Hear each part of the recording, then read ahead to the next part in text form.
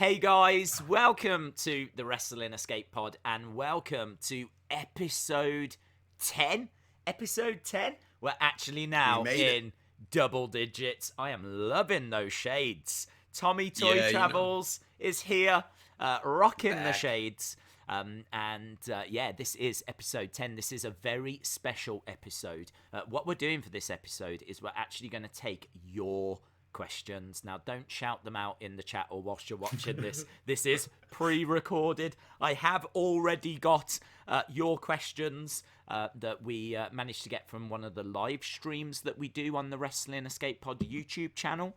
So I managed to get some questions from there, and it's really good, really interesting, because we're going to be talking about lots of different things. We're not going to go too deep into stuff, just like good 5 minutes on each subject. Boom, on to the next thing. So this should be quite a snappy episode. So I'm really, really looking forward to this one. Same. So yeah, shout out to everyone that's joining us. Of course, shout out to my co-host with the most, Tommy Toy Travels. The most what? I've always wondered that. Every time I edit the audio, I'm like, the most what? What do I have the most of? What? Trees? Wow. Well, we don't know, do Women we, Tommy? messaging We me, don't know, do we? Honestly, I again looked out my window and I was like, I genuinely, this is not a bit. I really don't know how many trees there are back there. Like, I think it's one, but it might be more. I'm not going over this again. I don't know. It's not a bit. I don't know how to help you. I don't know. How do you help someone count trees? Like, I just don't. There's just like so much going on, and I'm figuring, all right, is this showing in the window from the angle of the stream? And it's tough, man. No, I don't think you have to worry about that. I think literally just count the trunks. Is that possible? I mean, not from where you are now. Don't do it now. I mean, when. Okay, for next week. For next week. Let's make a promise now, right? Okay. Are you gonna count the tree trunks in your yard for next week? Well, my yard or in the vicinity that might get captured in my window. Is that not your backyard? I've always thought that's your backyard. Well, it's like one of those where it's like houses on houses, and then like it's a house right next door, and there are trees that cross over the property line. Are you part of a cult? What's going on? What do you mean? Are you living in some kind of communion? What's happening? Basically, yeah. It's apartment living. Okay. It's like houses on houses. Houses on houses. Yes. Yeah. Okay, well, look, at this point, I just don't care. I just want you to do the best. Just don't care. Just say a number next week. I just want you to do the best you can. That's all I can ask. Do the best you can. Next week. In regards to what do I think you've got the most of, I think you've got the most of everything. Certainly the most love interests. Can we dabble on that for a second? Yes. Who won the poll? My queen, Svetlana. Yes. We knew it. We knew it. Yeah. The OG, the one that said she'd be the fairy of my fairy tale. She's the one. I don't know exactly what it means that she won. I did look up the cost to send her a message is quite expensive. To get her on the phone for 5 minutes would cost $50 American. So I don't know if we want to do like a GoFundMe someday, because these podcasts, no. They're like 50 minutes. So there's no need. I will quite happily pay that, right? The only concern I have is she going to be all right with it being recorded? Because there's no way that we can just jump on next week and go, guys, we had a great conversation with Svetlana. You wouldn't believe what we got to record it. Yeah, we need her on the pod. We need her on the pod. We got to use our influencer influence to hit up loveme.com and try and get them to hook us up. I've never possessed any of that. I've not even come close to getting any influencer influence. I have none. I'll see what I can do. Okay, let's see what we can do. But 80,000 subs. Listen, I can funnel in some funds from the Wrestling Daze channel into this project. Don't you worry about that, because we've got to give the people what they want. They want Svetlana. We all want Svetlana. Oh, and it has to be a video chat. She can't just be audio, because that could be faked. We need to see that it's actually the woman they voted for. That is asking a lot, though, isn't it? I mean, I don't want to let down our audience. Tommy, you can't even count the amount of trees in your garden, right? So let's do baby steps. Aren't Svetlana. Big difference. Right, well, there we go. This absolute chaos that always consumes the start of these episodes continues, rumbles along, right? Yeah. I mean, it was a lovely little bit. It was a lovely little conversation. Now it's just turned into absolute anarchy, but here we are. Yeah. So welcome to episode 10, the Q&A. And we've got 12 questions to go through. So we might as well get started. Jerry Smith with the first question, asking, what's the best WrestleMania moment? Do you want to fire your thoughts in? Yeah, in my opinion, for me personally, WrestleMania XXX Daniel Bryan getting that big boy championship. The two ones, and that guy, Jag Thin, holding up his sign, so we all missed that moment. That was a beautiful moment.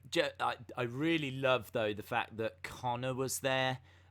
Connor and Connor's Cure and that whole story with... that was a beautiful moment that I forgot about. As soon as he wins, he jumps out the ring and goes to him and actually celebrates with him in the crowd. And for me, that just elevated that moment even higher. The fact that, that was Connor's favorite wrestler, and for him to be there at that specific moment, that still is the pinnacle of Daniel's career.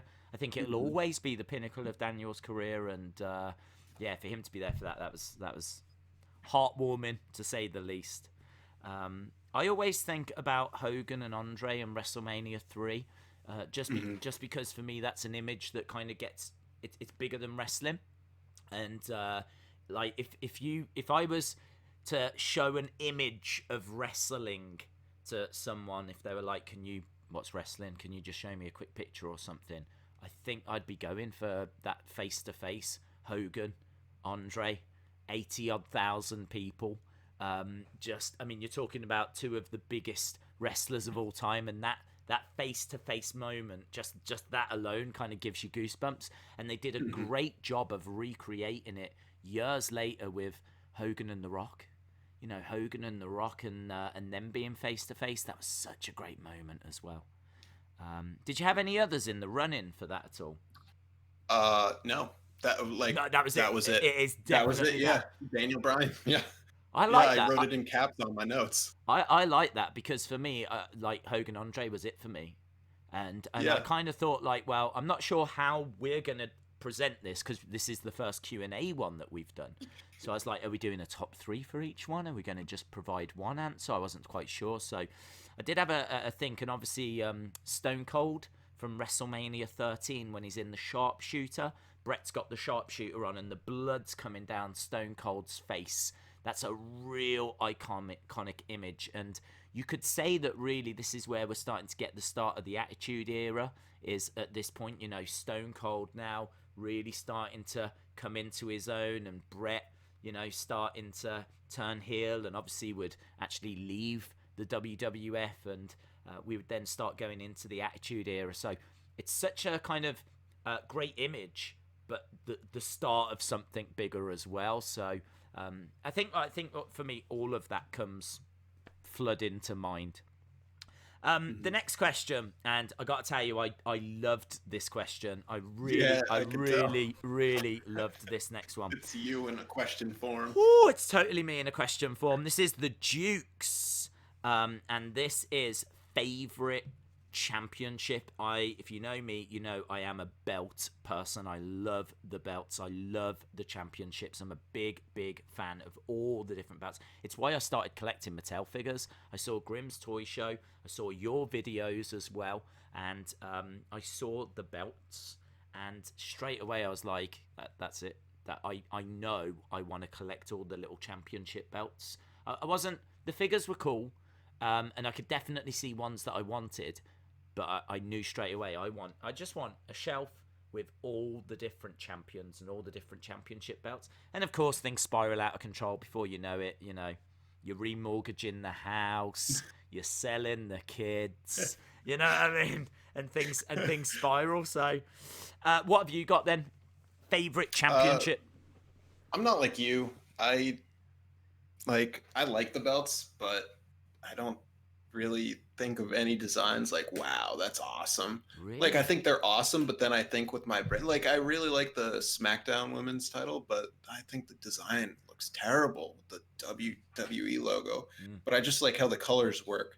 But when it comes down to like things that I think are aesthetically pleasing, I'd go for the WWF Winged Eagle, because birds are cool, or the UK WWE Championship.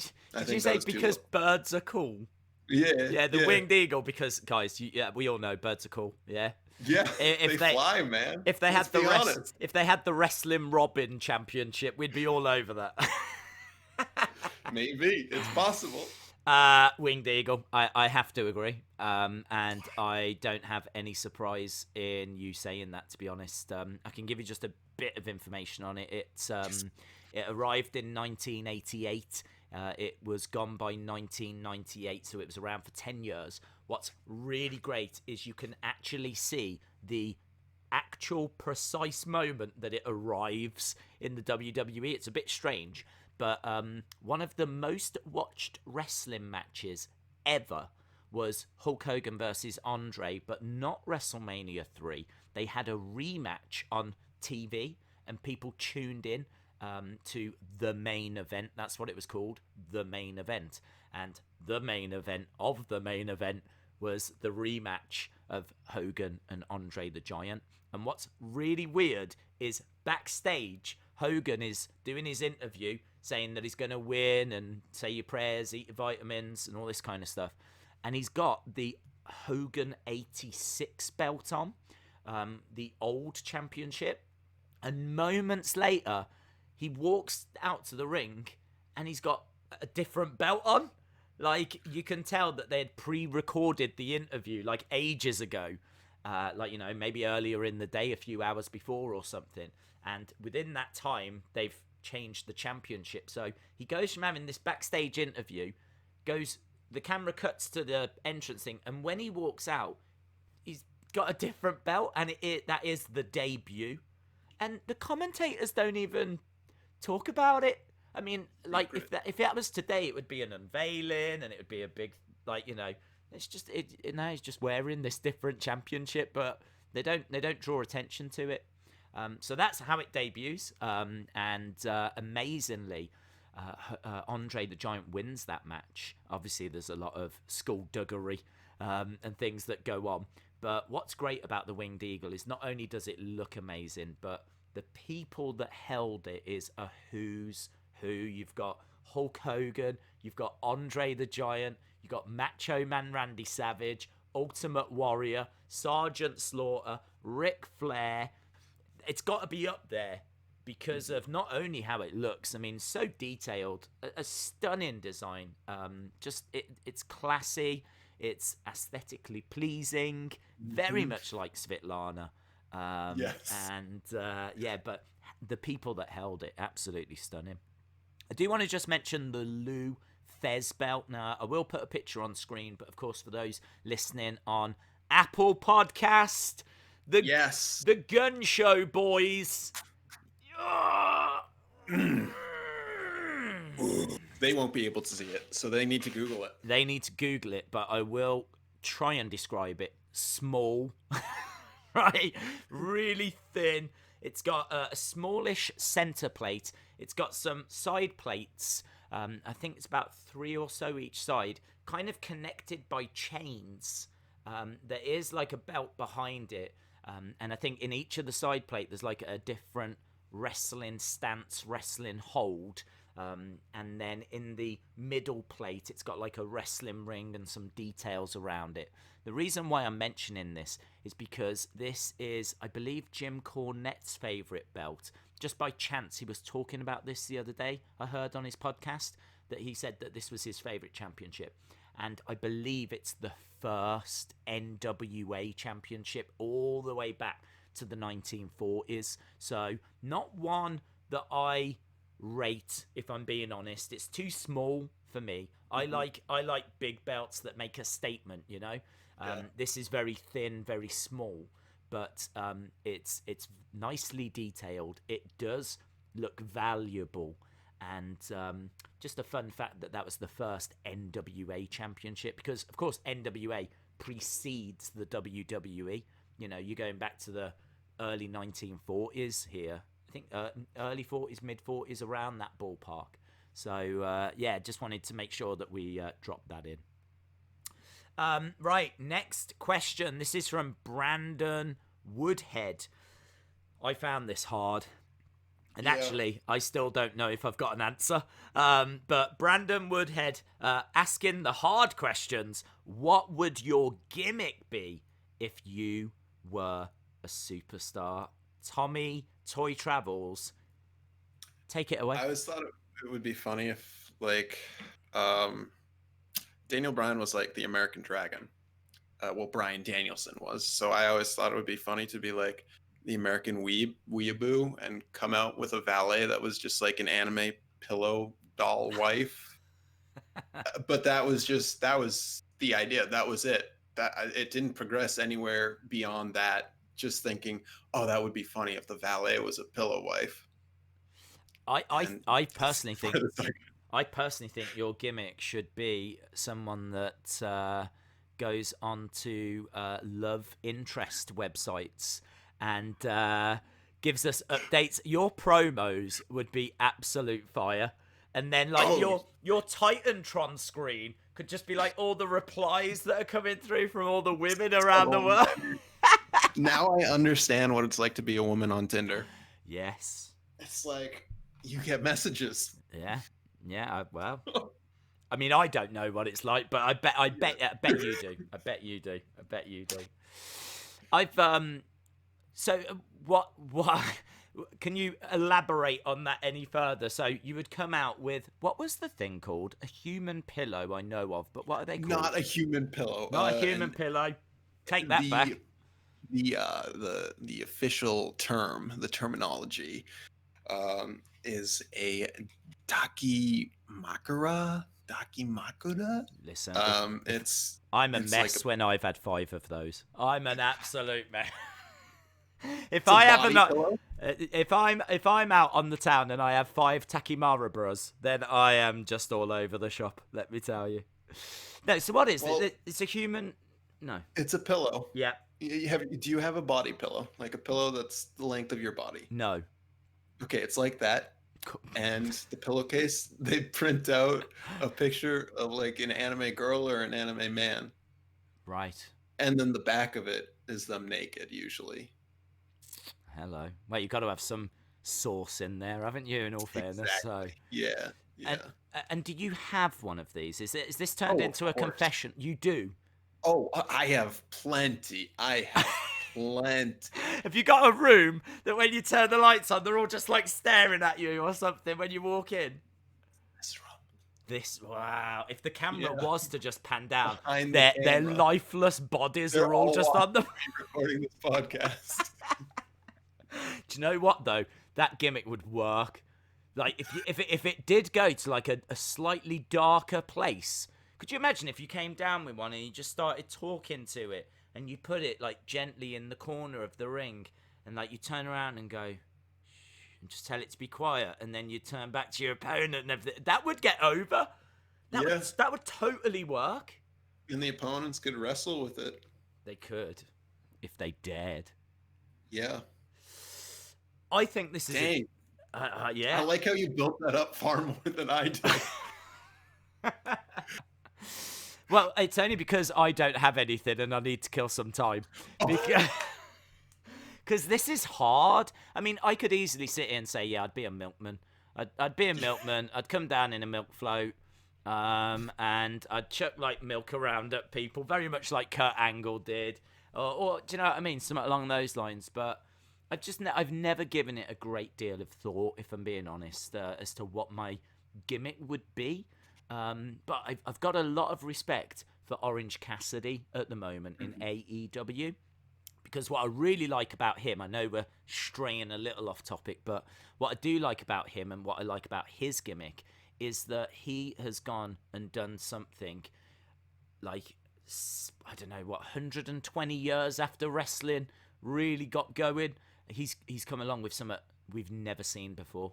I've never seen that gimmick before, that can't be bothered kind of attitude, which I've said on a lot of watch-alongs, everyone has.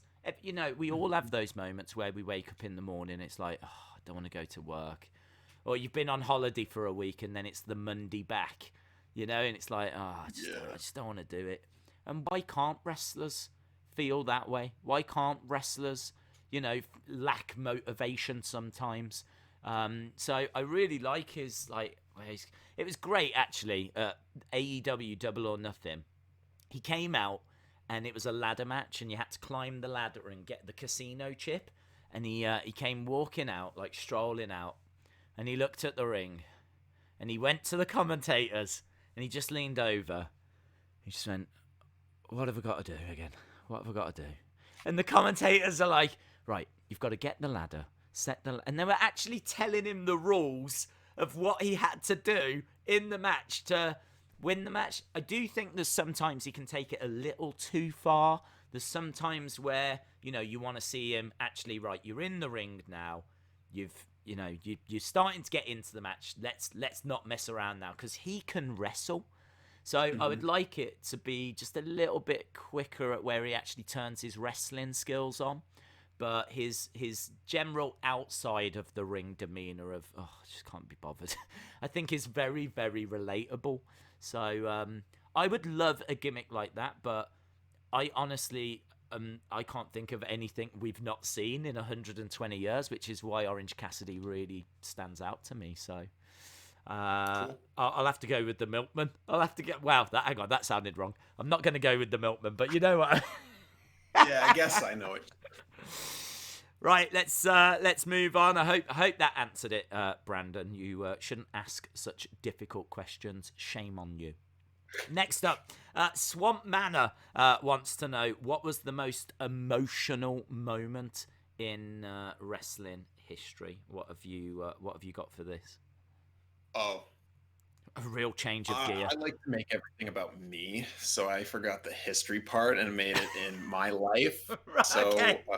That's fine. I know that you know about me and Drew Gulak, how I'm a big fan, but also Drew and Biff were very close to my heart. Biff Busick, also known as Oni Lorcan, and he was someone else that like I followed. I even followed him closer than Drew Gulak, because he wrestled at Chaotic Wrestling, the local wrestling in my vicinity, and I was able to be at his final independent show at Beyond Wrestling, and he like stage dove and we lifted him up as the audience, and it was just a really emotional experience, and something that the only time I felt anything like that at a live show was when Daniel Bryan turned on the Wyatt family and took off his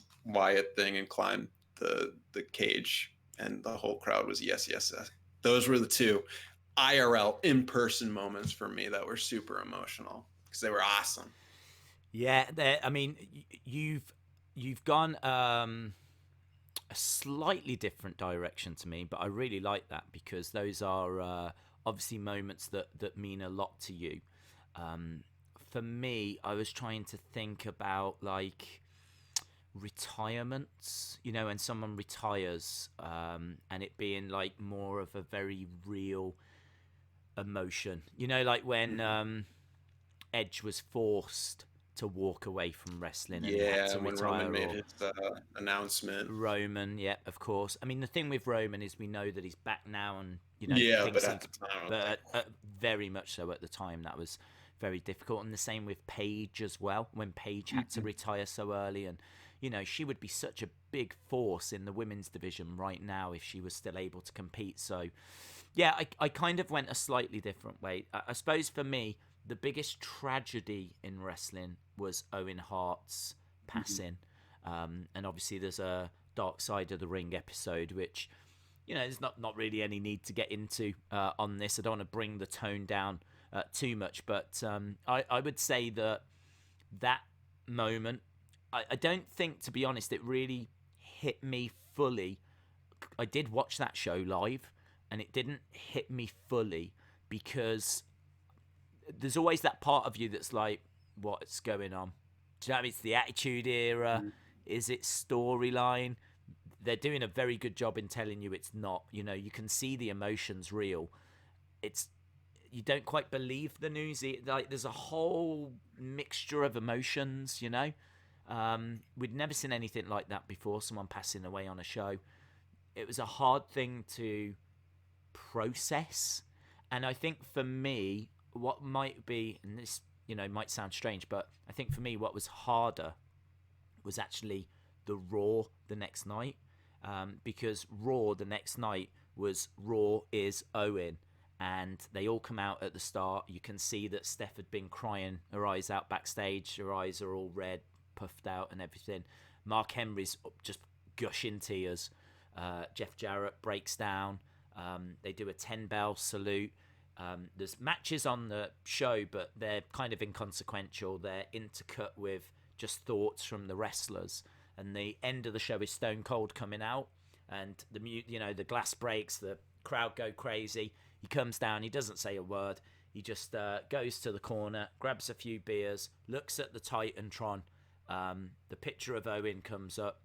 He raises a beer up, and the show kind of fades to black from there. And that kind of 24-hour period where you kind of, I don't want to say you're living the loss of a wrestler, but you're very much on the journey as well. Because it happened in ring, and then you can't quite believe it, and then you got the next night, and difficult, really, really difficult stuff. So, yeah, as I said, I think I went a slightly different direction. I wish I'd have gone more your way with, a crazy heel turn or something like that. Kept the tone a little bit lighter. But, I think we can, don't worry, we can rescue it. I don't know. The next question, I don't know. I'll say it this time because you've been asking them. So Daze. Oh, I don't know who asked it though. Sorry, you should. No, you can do it. It's, okay. Look, what we'll do is we'll edit this out. Okay. Miss Clown 1. Miss Clown 1, yeah. From Miss Clown 1. Yeah. What qualities does a great wrestler need? Yes. Okay, so I'll answer this first. Yeah. Flipping the switch. Yeah, this whole switch has worked really well. What qualities do a top wrestler need? This was a really good question, by the way. I think that a top wrestler needs a personality, even if that personality is not connected to the character that they're portraying. They still need to have something about them. They still need to come up with their own ideas. They still need to be able to express the character. I think that you've got to have if you're quite shouted, if you're an introvert, then I think that you're gonna really struggle with the showmanship side. Now, maybe as soon as you step out there, you can flip a switch and you can become extrovert. I know people like that are introverts, but when they need to, they can just turn it on. They can pretend, or whatever. But I really feel like you've got to have that big personality. There's moments where you're going to have to improvise. There's moments where you're going to have to think on your feet. There's moments where you're going to have to deliver content that maybe you don't believe in. And there's tons of wrestlers that have had gimmicks that they hate, but they've still had to do the best they can. You're going to have to dig on something. You're going to have to find some kind of motivation. You need something about you to kind of deliver that. There's so much more to wrestling than what happens in ring. look at the Ultimate Warrior. The Ultimate Warrior is one of the biggest names in wrestling, and all you keep hearing is how awful at wrestling he was. And as a kid, I never noticed. I never even saw that. I mean, he used to come down and have quick matches. I just thought he was really good. I didn't realise that they had to make them quick matches because he couldn't wrestle. He couldn't wrestle. He had about 4 moves that he could do. One of them being a clothesline, another one being running, which isn't a move. And do you know what I mean? Another one was shaking the ropes, and maybe a shoulder tackle, and that was about it. He just didn't have any moves in his arsenal. And when he got there, he wasn't a ring general or anything like this. He very much had to be told what to do, and his job was to look amazing, be that wild man, cut those crazy promos just with the face paint and just, do you know what I mean? It didn't matter that he couldn't wrestle. It did not matter at all that he couldn't wrestle. One of the biggest names in the history of wrestling couldn't wrestle. So I feel that, of course, being able to wrestle is going to help. But I think at its core, you've got to have a big personality. Yeah, I agree with a lot of what you said. For me, I'm more of the someone that the audience can get behind or go against. So someone that's able to be both a really good face, a really good heel, I think super important, because wrestling, the storylines are great. And sure, seeing really cool wrestling moves is awesome. But like you said, I'm here for the story. I'm here for everything. If someone can't wrestle, but they make the match short and they have a great personality, that's great. Just don't put someone that can't wrestle on for a 20-minute, 15-minute match, because that's just going to kill the crowd. So it's someone that knows their limits, that knows what they can do, and can work to their capacity while also getting the crowd behind them. Yeah, completely agree. Right, the next one then is from DJB Tazzy. And this is, what is your favorite heel? Yeah, for me, it's Mike Bennett. Dude plays such a great ass, especially because he has a hot wife. And like, he loves pointing that out when he's a heel. He loves just being a big prick. And just like, it's the type of guy who he comes out, he gets the mic, and you're just like, I'm not going to drop an F-bomb, but if I was at a wrestling show, I would yell out an F-bomb obscenity to him, probably give him 2 middle fingers and tell him to get off the stage, because he's so good at just being a dick. And I love it, because like, I love those heels where you don't hate them because they're bad wrestlers. You hate them because they're doing such a good job at being a dick. How do you feel? That was Mike Bennett. How do you feel about Baron Corbin? I have never really appreciated his wrestling. I know he did like one match that I thought was good, but all the other ones I was just like, yeah, I don't care. Yeah. So I don't really care much about him. But if he has evolved, please let me know. No, he hasn't. Okay. No, the only reason I ask is because I think he has a lot of those qualities you were just talking about. His promos. I mean, like, he is naturally a heel. There's no way I can see Corbin ever being a face. He just comes across as a heel. I think he's got a natural heelish personality. But for me, his matches have always been a little bit dull. And that's just made him more of a, I'm going to see what else is on the other channel kind of a heel. It's a real fine line. I mean, Mike Bennett can wrestle. He can, and he's also a great face. I've seen him do both, and I prefer him as a heel because he does it so well, but he's really a good face that the crowd can get behind. So, as I said, what makes a good wrestler is that duality, but God, he's such a good heel. And it's a real shame that WWE just made him his wife's husband as his gimmick rather than giving into his talents. It's worth mentioning, though, that Mike Bennett obviously has worked for many different companies, there'll be a lot of people watching this that won't have seen much of Mike Bennett or only seen what WWE presented. So I think it's quite important to say that that is not the best incarnation of Mike Bennett. So don't be sitting there thinking, what? Mike, I don't understand. Why have they... it was awful. It's like, no. Outside of WWE, he was... there was a lot of excitement. XWA. He was excellent in those. A lot of excitement when he signed. Yeah, but... Yeah, misfire. Some of the heels that we should mention, I suppose, for me, you've got to mention Mr. McMahon. I think the Mr. McMahon character was incredible. Obviously came along because of the Montreal screw job and the way that he screwed Bret Hart, and then the whole Austin thing. I mean, that took WWE to a whole nother level. Stone Cold, Mr. McMahon might just be the best rivalry ever. You really do, and everyone knows he is the actual CEO. He is the chairman. He is the top dog. So everyone knows that he owns the company, and everyone, hates their boss. I mean, I'm self-employed and I hate my boss. So it's kind of very much just the way of the world, isn't it? So just want to say, if my boss is watching it, you are the exception to the rule. No, just saying. That is not what you said before we started recording. Hey, Craigo recorded everything.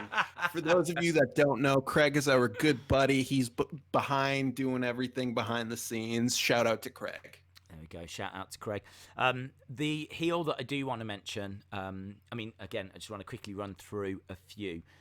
You've got Mr. McMahon. I think the likes of Sergeant Slaughter was very interesting because when he turned heel, he was getting hate mail. He was getting death threats. They were like having to... I think they got a threat against his family and they had to take his family to a hotel or something because this was like during the Gulf War and he became like an Iraqi sympathizer. I mean... They really did push things very, very far back in the day. And, WrestleMania 7, Hulk Hogan against this massive heel that was Sergeant Slaughter. But they've always played on those kind of foreign heels, like Yokozuna, who was the character was from Japan. And then before that, the Iron Sheik as well, who was really hated. Fritz von Erich, who I think we have mentioned before, who I believe had like a Nazi kind of Germany kind of a gimmick. So there's been quite a lot of those. The one that I want to go back to, though, is Gorgeous George. Gorgeous George is someone from the 30s and the 40s, and he was walking down to the ring one day, and he heard these couple of ladies say, "Oh, look at him. Isn't he gorgeous? Isn't he gorgeous?" And it resonated with him. So I think he spoke to his mom and got like all this nice cloak and cape and everything made that said Gorgeous George on the back. And he started like wearing some perfume and spraying perfume around as he would come down to the ring. And of course, like all the guys in the crowd at that time are like, "Oh, what do you think you're doing? Who do you think you are?" They wanted to see two guys like wrestling, and then here comes Gorgeous George with his perfume and everything. And he was like a heel, and he was very cowardly. And a lot of what you see in wrestling even today comes from Gorgeous George. Like, he is really one of the innovators of a lot of what you see in a heel these days. So we've said before, he was one of the first, if not the first, to have entrance music. He had Pomp and Circumstance, which would later be used by Macho Man. So Gorgeous George is an absolute legend. 30s and 40s, sadly passed away in the 60s, but definitely someone that needs to be shouted out if we're going to talk about the best heels. So great question by DJ B Tazzy. Yeah, thanks, DJ B. Do you want to read out this next one? It's from LSW. LSW. What is your favorite objects/weapons? ? That's a good question. I love it. Yeah. Can I tell you one that I find a little irritating just to start this Please. off? I find Triple H's sledgehammer a little bit irritating, right? Yes, because he's always like, "Ooh." Yes. It's right. If you've got a sledgehammer, you use a sledgehammer, right? But because you can't, yeah, it jabs with it, right? And I understand that if he was to proper use a sledgehammer, he'd be done for murder, right? So I totally understand. But then, if you've got a weapon that's so deadly that it could, like, it's going to kill people, then don't have that as your weapon. Have, like, scale down. Do you know what I mean? Have a twig or something. I don't know. Don't have a sledgehammer, because otherwise it's like, oh, he's got the sledgehammer. This is so cool. Yeah, I've always thought that it's stupid. It's kind of like going out and buying a really fast car, right? And then driving everywhere at 5 miles an hour. It's exactly like that. That is, yeah. So I just wanted to get out how irritating that sledgehammer is. For me, I really like Al Snow with Head, because it was a weapon, but it was also a friend, and I think that's very important. And so unique as well. No one else had that weapon, if you will. And it really took on a life. Well, it didn't take on a life. That would be weird if it took on a life of its own. But what I mean is that people were like, I think you could buy them, and like people were going to shows with their own. And also, the figure got removed from sale because someone complained that there was a figure that was being sold with a severed head in with it. And I can't remember if it was Walmart or who it was, but someone pulled it off sale because they agreed that it wasn't right to be in the toy aisle. So I like that. I've always been a fan of guitars. Honky Tonk Man with his guitar, again, very unique. And I wasn't seeing anyone else doing that back in the day. For me, and I don't know if this counts, but my favourite, the one that I'm going to say is my top pick here, Damian Jake the Snake. Is the snake a weapon? Of course. It is a weapon. I'm going. Yeah. I'm definitely going with that then. When he like used to slide it out and it just like that was so good. Hasbro Hasbro actually made a Jake the Snake sack that had a rubber Damien inside, and it's about this big, and you can like get the actual snake out and you can like put it around your neck if you're a kid. I mean, if you're an adult, it probably comes to about here, right? So I don't recommend it. But if you're a kid, then you could have had the bag, the Jake sack with the snake in. I think it goes for like, I don't know what the price is, about $100 now or something like that. Like, it's become quite a bit of a collectible, but it's really cool. I haven't got it, but one day I might try and pick one of those up if I can. So after you get your dirt. After I get my dirt, yes, which I still haven't had come through yet. So yeah, I will show you that as soon as I'll show you the little piece of America that I have as soon as I get it. So, what's yours? So I like you. I want to give a shout out, but not to something I don't like. Something I like. I love when people do fans bring the weapon matches because you see so much creativity. One time I was at a show, someone it was actually at the same time. This is a story. There was it was a shared parking lot between a high school and like a Veterans Association, whatever they're called. And at the high school was a prom, and at the V whatever place was a wrestling show with a fans bring the weapons. So the parking lot was like moms dropping off their sons and daughters in the nicest clothes possible, while like neckbeards and dudes like you and me coming out with their weird ass weapons that they're going to be bringing to the wrestling show. And it was just such a weird juxtaposition between the two things. And someone, I don't think it was at that show, but someone once brought a Nintendo Entertainment System, an NES, and that was used, and it was like, that was pretty cool. But that is not my top choice. My top choice is a bag of Lego. pieces because I know everyone has stepped on one, and we all know how much that hurts. Yes, it does hurt. What can you remember any matches you've seen that in? I feel like I saw it Just in one. Oh yeah, which one? For me. Oh, Lego? Never mind. I have not seen in person a Lego match. I don't. Is that what they're called? A Lego match? Yeah, I'd love to see a Lego match. They're doing lots of cinematic matches now. Could you imagine if they built a ring out of Lego? That'd be sick. Like a full-on ring. So much. That would hurt. That would be more hardcore than anything Terry Funk ever did. Yeah. So, yeah. Anything Mick Foley ever did. If you're really hardcore Mick Foley, then do a Lego match where you have a match inside a ring made out of Lego. Yeah, Hell in a Cell made out of Lego. Hell in a Cell. That's a lot of Lego. That's a lot of Lego. Very cool. Right, next question. We're racing along, but we have to. We've got a fair few to get through still. So, Master Wayne, not Mr. Wayne. Let's not make that mistake. Master Wayne says, "What is the best promo ever?" Yeah. What is that best promo? I could come up with nothing. I'm not gonna lie with you here. I came up with a couple actually, so I did lie to you. CM Punk's pipe bomb, Scott Steiner's algebra, and Fandango's "You're not real journalism. You're not a real journalism."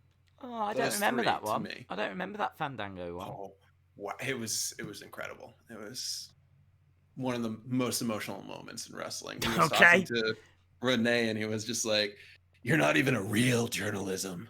Oh. So it was a put down to Renee. Yeah. I remember the pipe bomb. The pipe bomb was incredible. And still people question as to whether it was scripted or not. I believe it was off the top of his head, but I think he cleared majority of it beforehand.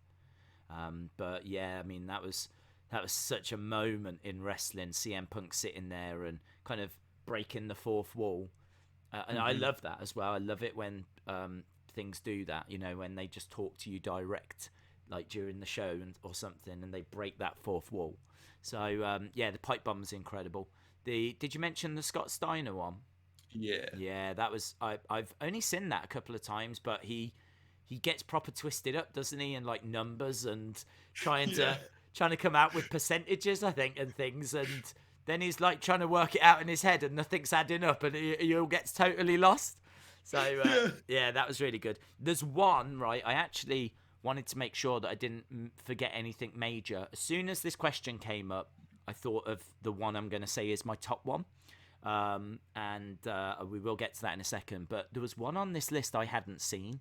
Jay Lethal and Ric Flair in TNA. And I watched it, and it is madness.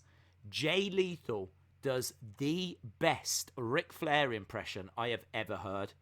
He comes out, and I'm not even going to try and do it, but he comes out and he just starts impersonating Ric Flair whilst Ric Flair is in the ring, right? And they're then like doing promos as Ric Flair. I mean, obviously Ric Flair is Ric Flair, but Jay Lethal is also Ric Flair. And they're doing this promo back and forth. There's a rivalry between them. And like Ric Flair's like really getting into it, and he starts taking off his shoes and he's throwing his shoes. So Jay Lethal's doing the same, and like they're dropping elbows in the ring and they're mimicking each other and they're like wooing back and forth at each other, and the way that it builds and the way that it just turns into like this absolute carnage. It's a really funny little segment. So if you get a chance, check it out, because I hadn't seen it, but I did watch it in preparation for this.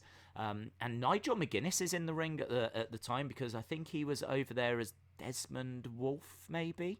So that's kind of a nice little Easter egg, if you will. But no, the one that I thought of straight away, Dusty Rhodes. Hard times, baby. Hard times. And this is from Mid-Atlantic Championship Wrestling back in 1985. And he says... He's talking to Ric Flair here. This is Dusty Rhodes and Ric Flair, and I've actually got the transcript of the promo. And he says, I don't have to say a lot more about the way I feel about Ric Flair. No respect, no honor. There is no honor amongst thieves in the first place. He put hard times on Dusty Rhodes and his families. You don't know what hard times are, Daddy. Hard times are when the textile workers across this country are out of work and they've got 4 or 5 kids and they can't pay their wages, can't buy their food. Hard times are when the auto workers are out of work and they tell them, go home. Hard times are when a man has worked at a job for 30 years, and they give him a watch, kick him in the butt, and say, hey, a computer has took your place, Daddy. That's hard times. That's hard times. And Ric Flair, you put hard times on this country by taking Dusty Rhodes out. That's hard times. And we all had hard times together. I admit I don't look like an athlete. I don't look like athletes are supposed to look today. My belly is just a little bit big. My hiney is just a little bit big. But brother, I am bad, and they know I'm bad, and there are 2 bad people. One was John Wayne and the other is me, Daddy. Nature Boy Ric Flair, the world's heavyweight title belongs to these people. I'm gonna reach out right now. I want you at home to know my hand is touching your hand for this gathering of the biggest body of people in this country, in this universe, all over the world. Now reach it out, because the love that was given to me, and this time I will repay it to you, because I will be the next world heavyweight champion on this Hard Times Blues Dusty Rhodes Tour 1985, Daddy. And he just keeps going on, and like, it's not the longest promo. It's around about 3 minutes long. But the passion, it's all off his head. The passion that he delivers it with, you know, talking about the real struggle of real people that are out there. And he'd been out for a while, and he'd received loads of get well soon cards and everything. So, you know, the bit where he's like, I'm going to reach out my hand, and he puts it to the camera and he's asking them to like reach out theirs. And you just know that like kayfabe was at its zenith at this point. You know, 1985, everyone at home is like, come on, Dusty. You can feel it. You can feel it from the promo that everyone is absolutely with him. Everyone is absolutely with him. And that promo is so iconic. I mean, the NWA even did a pay-per-view show earlier this year called Hard Times, that is named after that promo. I mean, a pay-per-view show. I mean, how many years later? 35 years later, the NWA do a pay-per-view show named after that promo. That's the impact that promo had. And that kind of promo is what helps separate, like, good wrestlers from great wrestlers, or even great wrestlers from legends. You know? I mean, everyone talks about CM Punk's pipe bomb. And look at what that did for CM Punk. And very much that was Dusty Rhodes' pipe bomb, if you will. So it's. Have you ever seen that promo? No. Oh, you got to check it out, man. Gotta add it to the list. Add it to the list. Right, let's move on. Next one. This is from JS17. I really like this question as well, and I'm fascinated in your answer here. Have you ever gone off wrestling, and if so, why? Yes. As you know, I started in like 2013 being a fan. And one of the things I've noticed about wrestling is that I much prefer going to live shows than watching it on telly or on video. And there's this thing going on called COVID-19 pandemic, which unfortunately means that your boy isn't able to go out to live wrestling shows. So this is probably the longest streak of me watching wrestling, because it's just not happening. And it's like, I try and watch video, but it's just not the same. It's not the same as being there in person. It's weird because I think I'm a little bit the reverse. I think I'm the anti Tommy. Cool. I go to live wrestling and I really enjoy it, but straight away I'm like, where's the commentary? Well, as soon as I get there, I'm like, where's the first time I went? I was like, do they not play it over the sound systems or anything? Like, how am I supposed to know what's happening? Am I supposed to figure this out for myself? Where's the commentators? And there's no commentary when you obviously go to a show. So yeah, then obviously naturally, I don't know about you, but I start running it and start doing it in my head as I'm watching it. I'm start like, drop kick into clothesline, going over into the corner, up into, and in my head that's kind of what I'm thinking when I'm watching it. So I kind of feel like I miss. I think the production for WWE is really good as well. So it's like where you want to get a close up on something, or like they're coming out. What are they wearing? Have they got? I'd want that detail. I think I'm so conditioned now to just having the perfect camera angle, to having commentary, to having all these different things that you kind of lose when you go to the live show. But make no mistake about it, live wrestling is a different beast, and I can definitely appreciate why people enjoy it. It's a very social thing, and you're kind of part of a tribe in a way, and chanting along and all this kind of stuff. Yeah, I get it.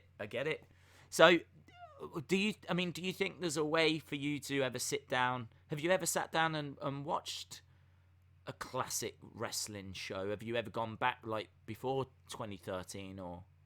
I prefer to just watch, like, if I were to just pick up a show to watch now, it would probably be something like New Japan or NWA, or just something I've never heard of before, just to see what's going on.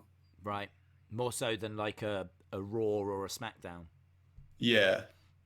Yeah, I mean, I definitely wouldn't recommend that you go back to that right now.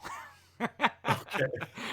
It's not really any better than it's ever been before, but I mean the pay-per-views are okay. In regards to, I think my relationship with wrestling has been a little strange because I was really into it as a kid, but I never had access to Raw and SmackDown. And then there would just be, as I was growing up, I'd always stick in with the pay-per-views, and I'd always get videotapes, every birthday, every Christmas. It would be all wrestling. It would be videotapes, figures, all that kind of stuff. But that was my relationship with wrestling. There was no wrestling magazines that I could keep up to date with the results. I did used to get the WWF magazine, but I can't recall. I don't think there was results in there, and there was articles, and they'd mention things, but the runtime on that, they're not going to tell you what happened on Monday, because it's once a month, so you're kind of you're all over the place, It's nothing like today. Kids of today just haven't got a clue how amazing it is right now, to have the network and to have access to any information you want on the internet. I mean, that we didn't have any of that as a kid either. So my relationship with wrestling was I had a blank tape that my cousin would give me, or I'd give him the blank tape. He'd give me the show back, the pay-per-view. He'd record it for me. And I did that for a couple of years. And then I would get videotapes, get tapes from car boots. I would try and buy the shows as and when I could. There was quite a few shows that I missed. I mean, I wasn't watching every single pay-per-view, but I have gone back to plug in the gaps now. But there's tons of Raws that I've never seen, and loads of WCW that I've never seen, because I just wasn't able to grow up watching it and consuming it as I was going along. So I can't say that I've fallen out or left wrestling for any reason other than accessibility. You don't know how lucky you are, kids. You don't know how lucky you are. So lucky. Right, 3 more questions. So are we going to speed run this? We can speed round it. Foot the Great says, what's your favorite pay-per-view? Okay, 2 words. Well, is it one word put together? Wrestle Kingdom. Right, no, 2. I think that's 2 words. January 4th. Yeah, which year? Awesome. Which year? Every year. Every year. Yeah. Every year. Yeah. Yeah, Wrestle Kingdom, I agree. Wrestle Kingdom 11 in particular is one that really stands out to me. I think that was Naito, Tanahashi, and the first Omega Okada match, and Young Bucks were on the show, and it was just, it was incredible. The Wrestle Kingdom 11 is one that really sticks out, but I've also watched it each year. I still haven't seen like the early Wrestle Kingdoms though. I haven't seen I think I've seen the first one, but I don't think I've seen like 2 to 8. So there's quite a few I've still not gone back and watched when it comes to Wrestle Kingdoms. But New Japan, I agree, right up there. For me, I've written a couple down.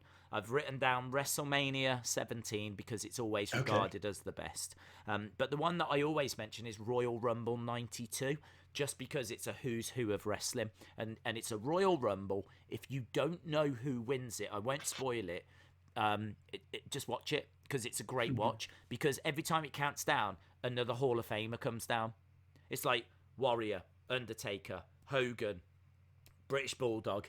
Like the list goes on, you know. Ric Flair's in it. I think Mr. Perfect's in it. It's just like an absolute who's who of wrestling.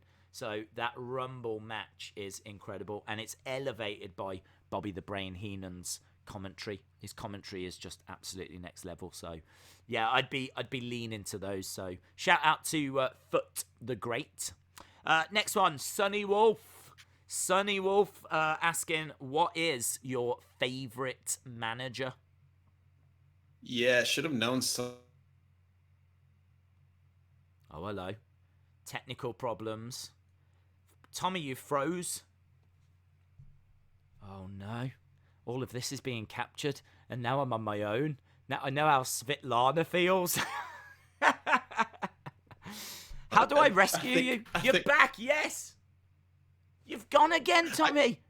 I thought you left on my end. Oh my gosh. Oh, that was dramatic. Was I just going like, oh. Yeah, and again, and now it's froze with your arm doing a crazy thing. I don't know what's happening. I don't know what's happening to this. We've never experienced. Sonny Wolf has broken the pod. Sonny Wolf has broken the pod. All right, I'll just say Paul Heyman before I get cut off. Yes, good. Paul Heyman. Okay. I've gone with Bobby the Brain Heenan. Bobby the Brain Heenan managed Andre the Giant, managed King Kong Bundy, Big John Studd. He was Pro Wrestling Illustrated's Manager of the Year for 1972, 1976, 1989, 1991. More wins than anyone else. Bobby the Brain Heenan, the Heenan family, who I was just singing praise about with the Royal Rumble 1992 as well, so it kind of meshes all together, which is beautiful. Right, we've got the final question. We're at the end now. This question, I love this question. Yes, and you're not frozen anymore, so there we go. Finally. You're no longer Madonna. Chalmers, very own Detective Chalmers, coming up with this one. Chalmers asking, what are the best characters / gimmicks? Chalmers, thank you so much for this question. I think that Chikara has incredible characters. I couldn't even name them. That's why I'm just naming the promotion. But I will say that Kaiju Big Battle is another one that I'd recommend everyone check out. It's basically like Japanese action movies where they have kaiju monsters fighting each other. And in the wrestling ring, they build like little cities and stuff, and the people dress up as monsters and they do wrestling matches with like little cities, and it's as cool or as weird as that description was. Can you find me pictures of that so I can put that on YouTube? Because I have never even heard of that. I haven't got a clue what any of that's about, but that sounds fascinating. I thought you was deep in thought then. It looks like you're deep in thought, but what's actually happened is it's frozen again. Wow, because you're like, can I find pictures? I can. I'll just not move for the whole time for the rest of the show. Wait, so. but do you know what? That really threw me off then when I was looking at you on screen. I don't know why it started doing that, but that's a sexy new development. But anyway, it's we'll have to find pictures of that. Have you got any favorite like characters or gimmicks from like North America? Yeah, Chikara and Kaiju Big Battle. I thought Kaiju Big Battle was Japan. I don't know why. Why did I just say Japan like that? I don't know. I thought that was Japan. They're North American based, but they're based off of the Japanese television genre of kaiju, or television film genre. We're gonna have to do a whole episode on indie wrestling, and just so you know, I won't say a word because I will have nothing to add to that. I'll say this to make this easy. Oh, dude, I'm gonna do a cheap pop. Firefly Funhouse. That's a good gimmick. Yeah. Yeah. Oh, people in the chat will love that. Oh, you're like super popular now. You'll have all the Lanas after you. So,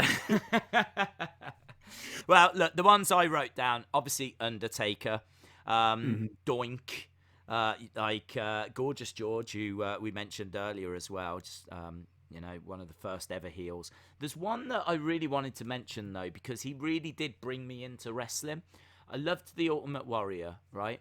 And I loved the Undertaker. They really did bring me in. But I think the first match I ever saw was Big Boss Man versus Nails at Survivor Series 92.